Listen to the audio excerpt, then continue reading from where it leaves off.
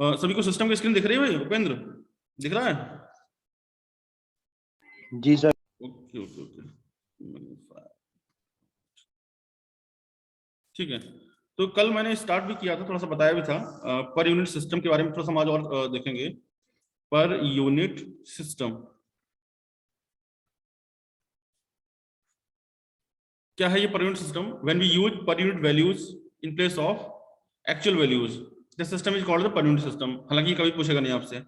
तो per unit values क्या है एक्चुअली? अच्छा, तो लिख सकते हैं इसमें, the system in which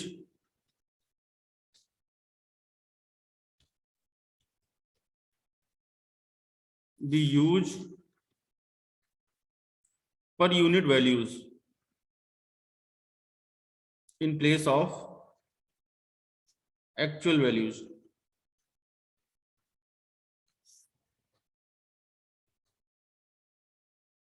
is called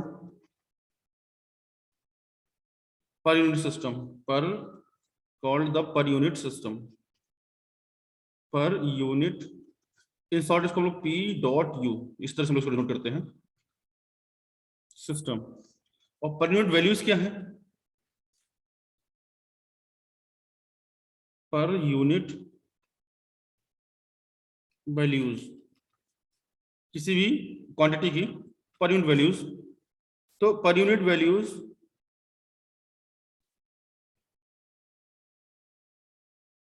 of any quantity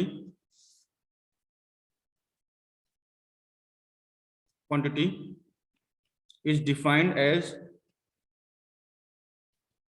the ratio of the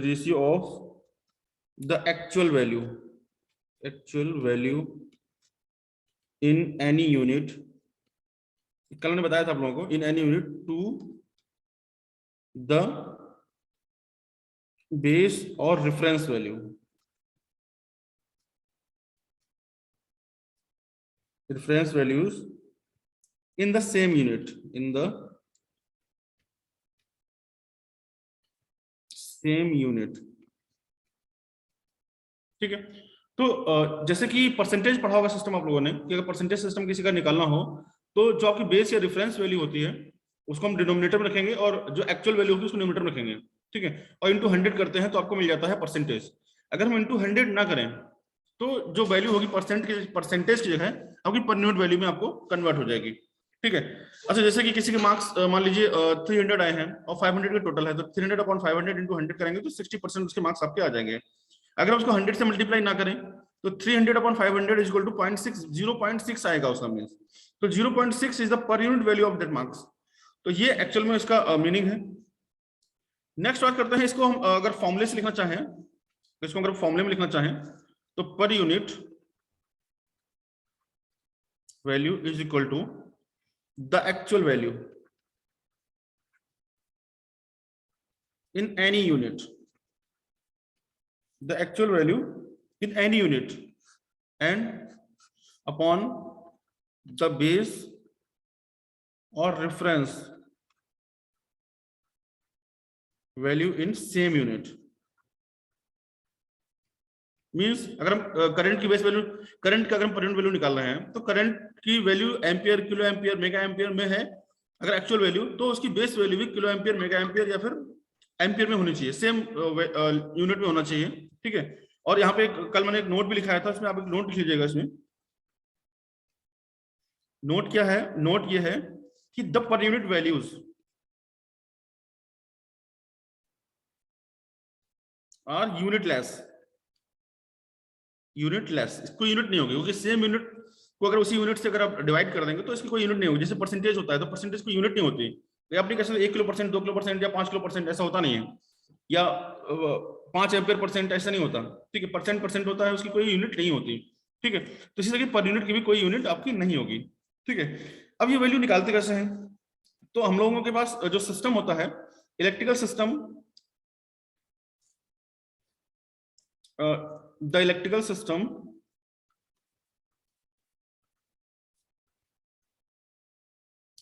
is divided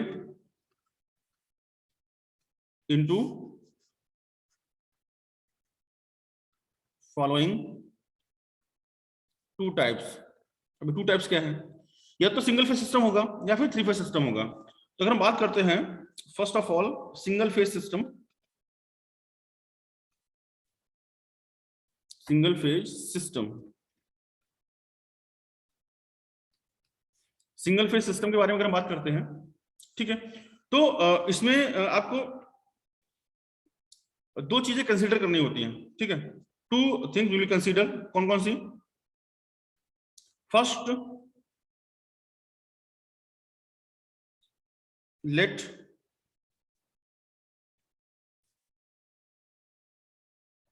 the base volt ampere, volt ampere यानी कि बीए, वोल्ट एम्पियर्स, ठीक है। इसको अगर हम कंसीडर करेंगे तो ये होगा आपका वी ए बेस, रिप्रेजेंट करेंगे इससे बी ए बेस से, and the base voltage, base voltage means B A यानी कि power, and base voltage is B suffix V, V suffix B, ठीक है। ये हम कंसीडर करेंगे। अगर आप ये कंसीडर कर लेंगे इस तरह से, तो जो करंट है, ठीक है, ये हम लोग कंसीडर करते हैं, then the base current is equal to I B. इसको हम लोग आई बी से रिप्रेजेंट तो करते हैं, but I B will be V A base. अगर इसको आप देखेंगे यहां से, ठीक है, ये वी ये वोल्ट में होगा, ठीक है, ये तो वोल्ट एम्पियर है, ये वोल्ट एम्पियर, ठीक है, इसकी यूनिट। और इसकी यूनिट, इसको अगर आप आईबी को अगर आप देखेंगे तो we A base upon voltage base, ये आपका एम्पियर्स में आएगा करंट की वैल्यू। मतलब वी ए को वोल्टेज से अगर आप डिवाइड करेंगे तो करंट बेस आपको इस तरह से मिल जाएगा, ठीक है। एक तो ये हो जाएगा। दूसरा, the base impedance, impedance denoted by ZB, denoted and represented by ZB, इसको IB से रिप्रेजेंट करेंगे, ठीक है। तो ZB की अगर वैल्यू फाइंड आउट करेंगे तो क्या होगा, ये होगा आपका बेस वोल्टेज यानी कि VB upon IB, base voltage upon base current, ठीक है। बेस करंट की अगर हम ये वाली वैल्यू पुट कर दें, नेक्स्ट इसमें कर,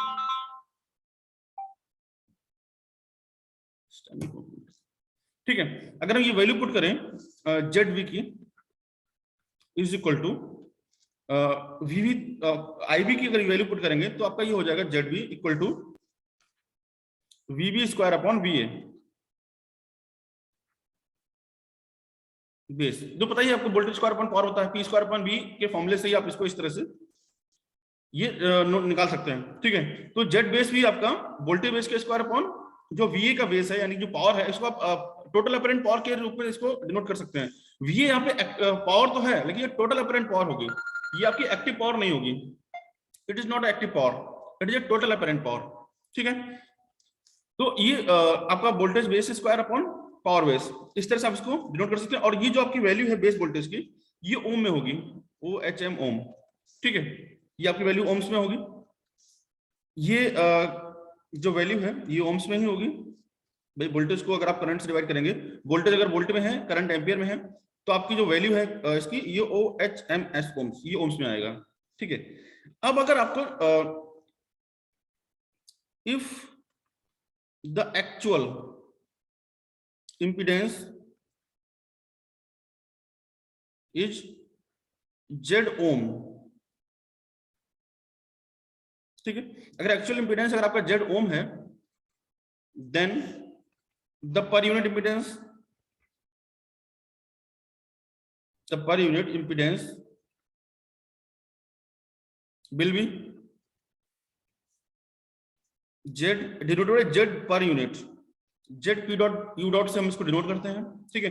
और ये होगा आपका Z ओम, OHM ओम, जो वैल्यू होगी अपॉन Z बेस, ठीक है, जो जेड की जो बेस वैल्यू है इससे, इसको अगर हम जेड बेस की अगर आप ये वाली वैल्यू पुट करेंगे यहाँ पे, तो ये होगा आपका जेड ओम अपॉन जेड बेस की अगर ये वैल्यू पुट करेंगे तो ये आपका हो जाएगा वीवी स्क्वायर इंटू जो पावर है आपका बी ए बेस, ये आपका न्यूमरेटर में चला जाएगा बी ए बेस, ठीक है। और ये जो आपकी वैल्यू है ये पर यूनिट में होगी। तो ये इक्वेशंस जितने हम लोग लिख रहे हैं ये सारे एज ए फॉर्मूला यूज होंगी, इनको आप ध्यान रखिएगा।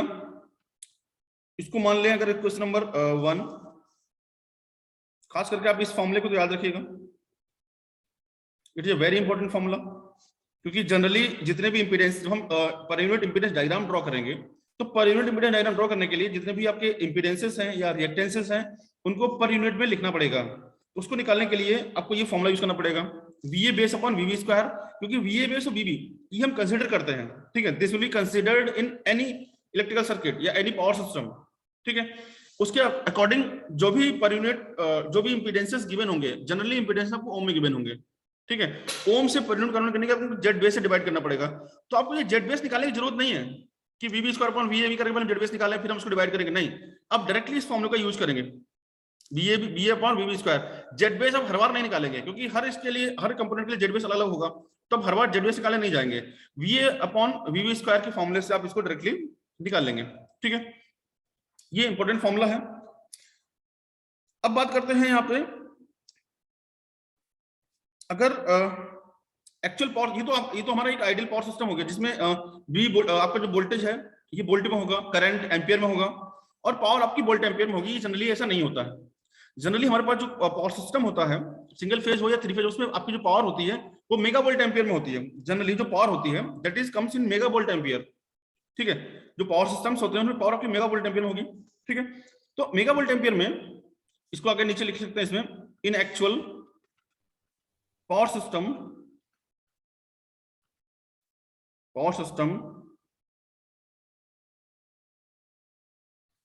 in actual power system the practical choice of base, the practical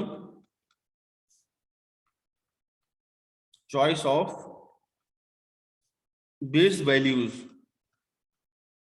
जो हम लोग बेस वैल्यूज कंसीडर करते हैं, ठीक है, वो हमारी बीए और किलो वोल्ट में नहीं होती है, ठीक है।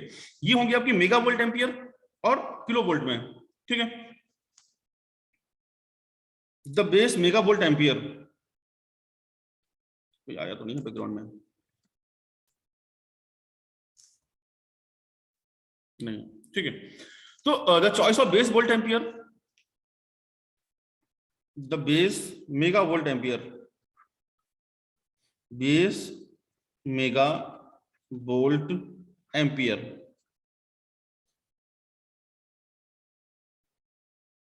Amperes, it will be denoted by MVA base, mega volt ampere base. ये आपकी बेस वैल्यू होगी, ये हम कंसीडर करते हैं। The base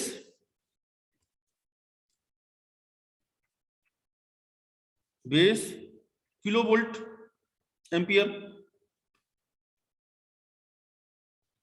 kilo volt amperes, it will be denoted by KVA base, mega volt ampere base, kilo volt ampere base. The base kilo volt,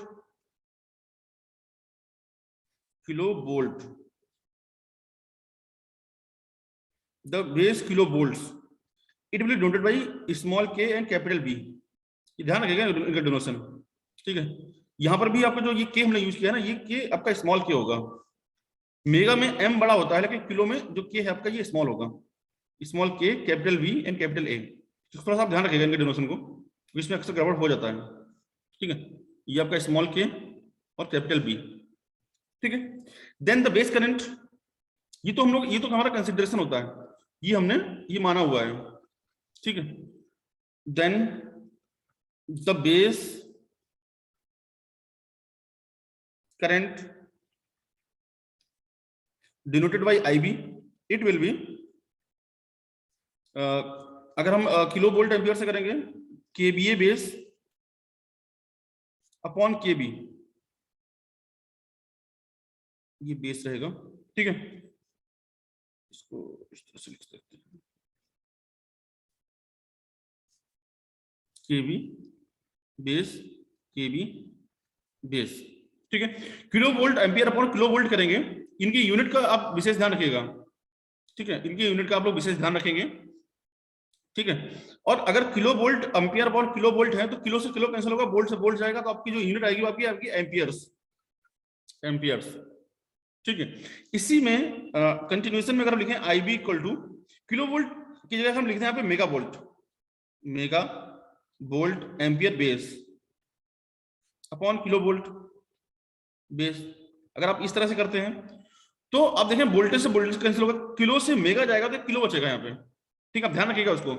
kilo से mega, अगर kilo mega में आपके 2 kilo होते हैं, ठीक है, kilo into kilo equal to mega, तो kilo से अगर मेगा कैंसिल होगा तो आपका ये होगा, बनेगा आपका किलो एम्पियर।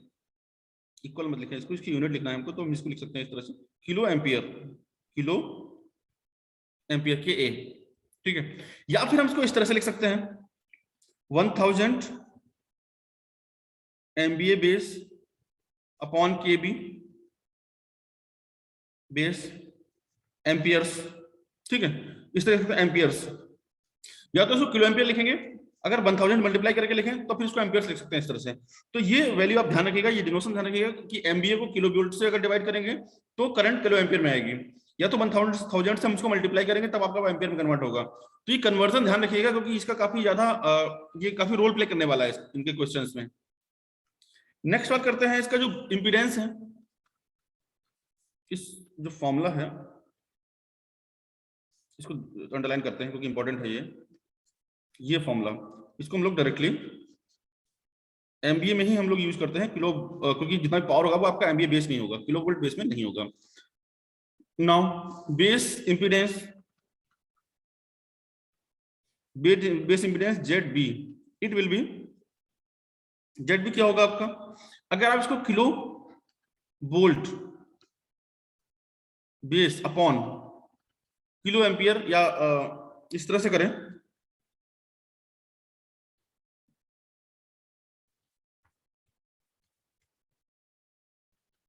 आई वी, ठीक है, ये करेंगे तो आपका किलो ओम में आपकी इसकी वैल्यू आएगी, ठीक है, क्योंकि किलो वोल्ट है, अगर आप अपॉन ये आपका एम्पियर में है अगर आई बी, ठीक है, आई बी इन एम्पियर्स, ठीक है, तो आपका किलो एम्पियर में, किलो ओम में आपका जो ये वैल्यू है, ये किलो ओम में आपकी इसकी वैल्यू आएगी, ठीक है।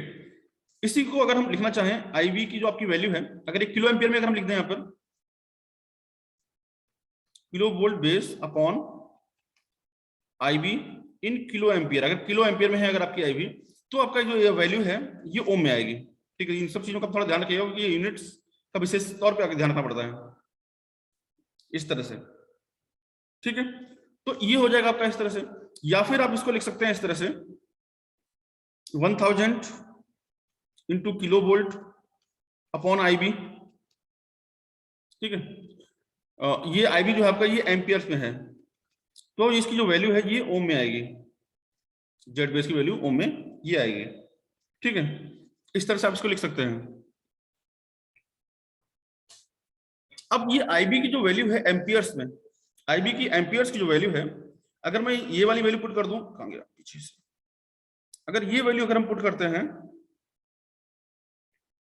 ये वाली वैल्यू, ठीक है, 100 MVA अपॉन केवी, अगर ये वैल्यू अगर आप पुट करेंगे इस फॉर्मूले में, तो जो जेड बेस है that will be 1000 into kilo volt upon IB की वैल्यू अगर हमको एम्पियर से पुट करना है ना, तो 1000 इंटू एमबीए बेस,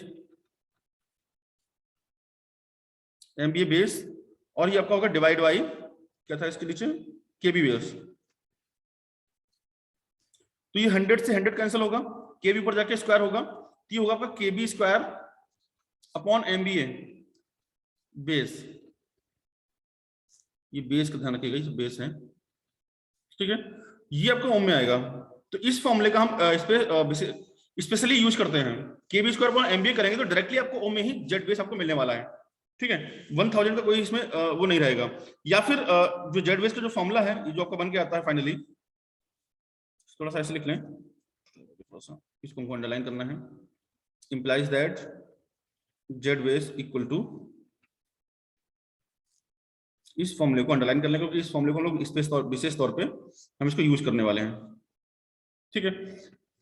या फिर हम इसको इस तरह से भी लिख सकते हैं, अगर आप लिखना चाहें तो जेड बेस की जो वैल्यू है, अगर इस एमबीए को केबीए में कन्वर्ट कर दें, मतलब किलो वोल्ट बेस का स्क्वायर अपॉन केबीए,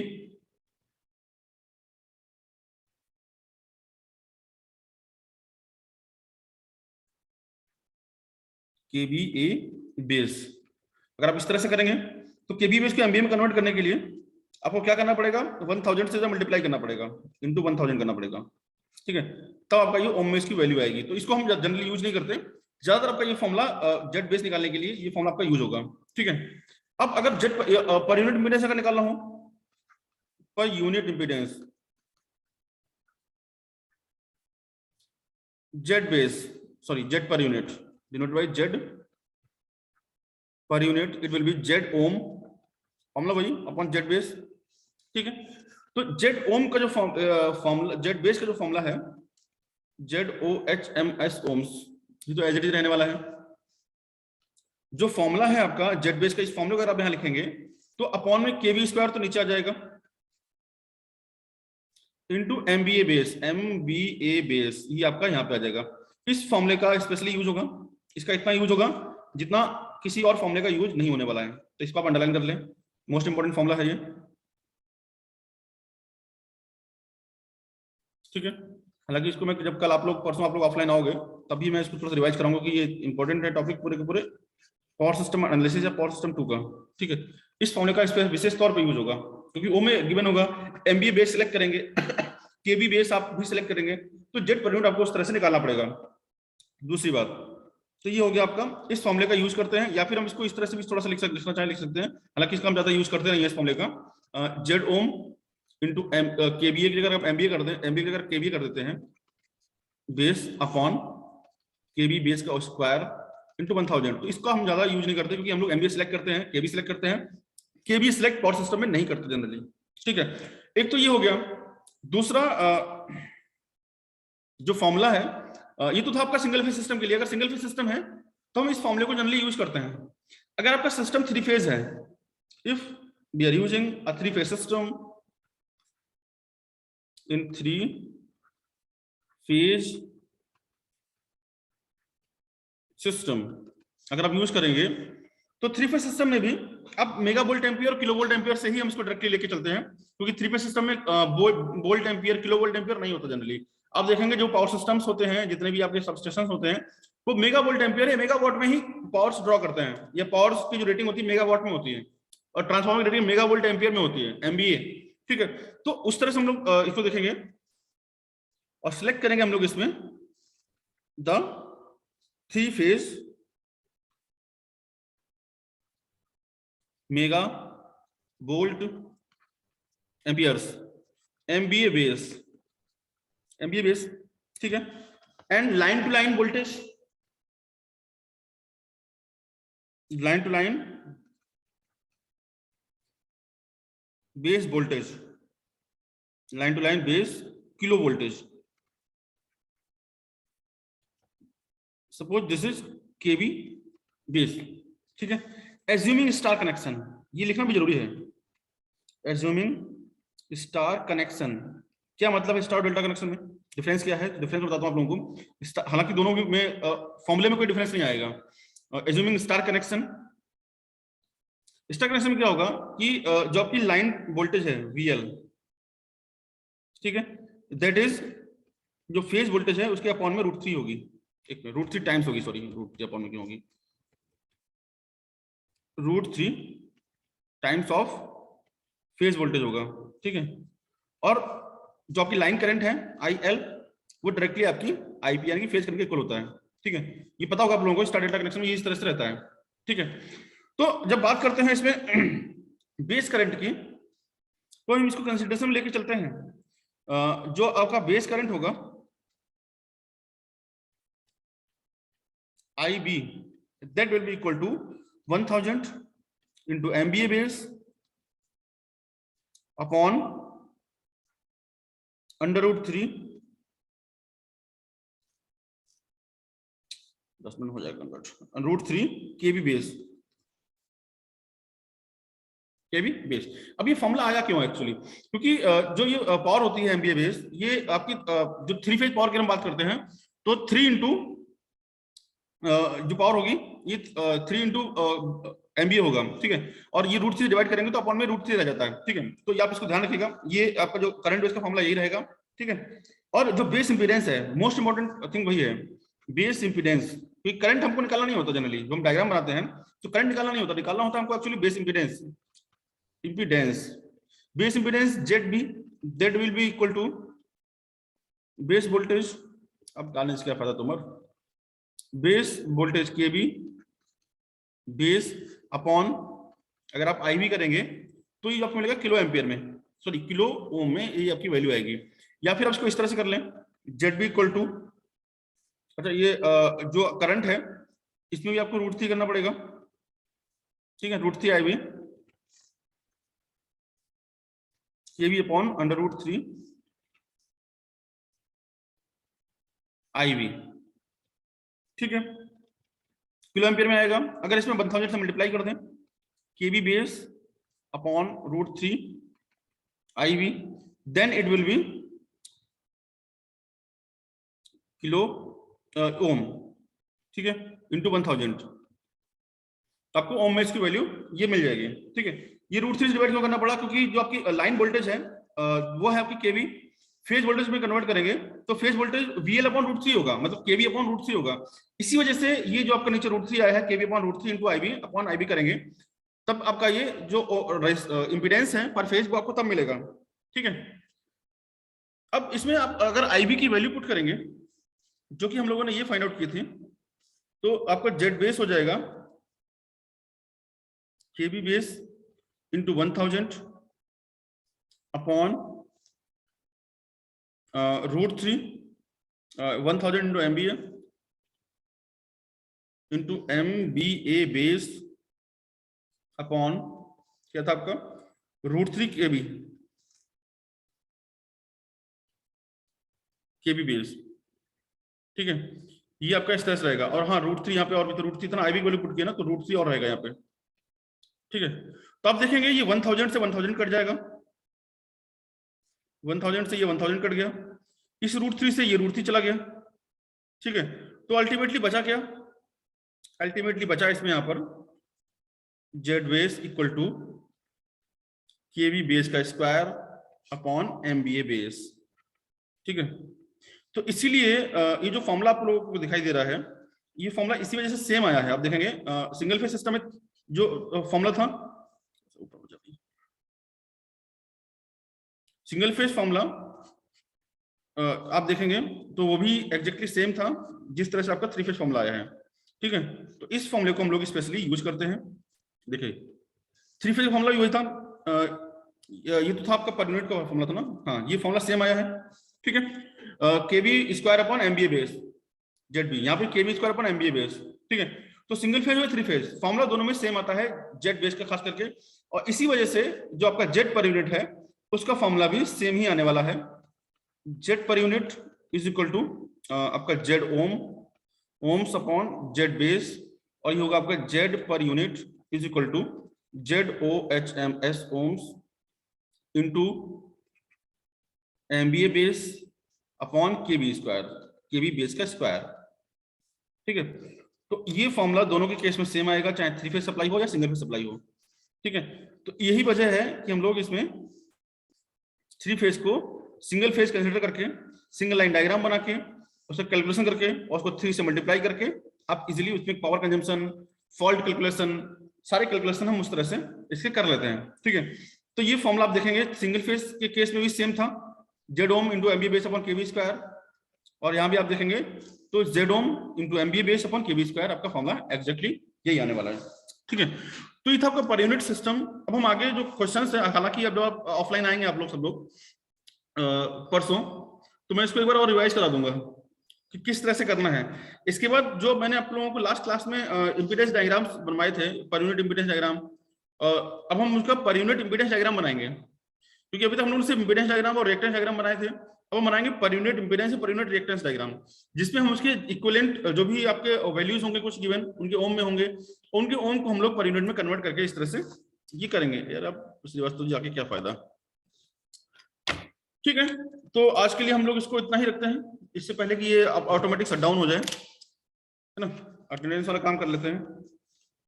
इसका मैं आपको बना के पीडीएफ भेज दूंगा, एक बार इसको देख लेना, ठीक है। अगर वीडियो रिकॉर्ड हुई होगी ठीक से तो मैं आपको वीडियो भी भेज दूंगा इसका, इसको कर जरूर लेना आप लोग इस बार, क्योंकि अगर ये टॉपिक समझ में नहीं आया तो आगे आने वाले कोई भी टॉपिक समझ में आएंगे नहीं। फॉल्ट एनालिसिस का पूरा चैप्टर समझ में नहीं आएगा, लोड फ्लो जो सेकंड यूनिट है वो समझ में नहीं आएगी, जो आपकी थर्ड यूनिट है ट्रांजिएंट स्टेबिलिटी वाला जो चैप्टर है वो आपको समझ में नहीं आएगा, बड़ा दिक्कत होगी इसके अलावा। तो ये छोटा सा टॉपिक है लेकिन बहुत ही इंपॉर्टेंट टॉपिक है। इसके एडवांटेज डिसएडवांटेज क्या है वो हम आगे क्लास में बता देंगे। और सिस्टम में करना पड़ेगा।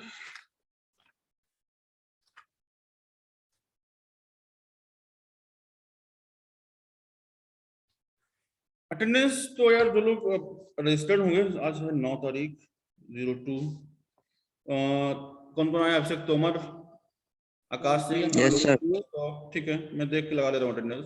दिव्यांश आर्या और आलोक श्रीवास्तव। आलोक श्रीवास्तव हाँ लगा दिया बेटा। अमित कुमार जितोनिया नहीं आया क्या आज? अरे तुम लोग ऑफलाइन क्लास में आ जाना, अगर ये समझ में नहीं आया तो ऑफलाइन में तुमको एकदम अच्छे से समझा दूंगा, क्योंकि ये टॉपिक समझना जरूरी है। पूरे पॉवर सिस्टम टिका है इस टॉपिक के ऊपर, तो ये समझना बहुत जरूरी है इस टॉपिक को। एक भी डाउट अगर इसमें रहेगा तो आगे क्वेश्चंस में दिक्कत आएगी। प्रांजल चौहान, प्रधान चौधरी, ये लोग तो आए नहीं है शायद। प्रतीक चौधरी दूरा तो था, ये कहाँ डिस्कनेक्ट हो गया भाई। प्रेरणा, शिवम, तान्या, प्रतीक चौधरी है, ठीक है।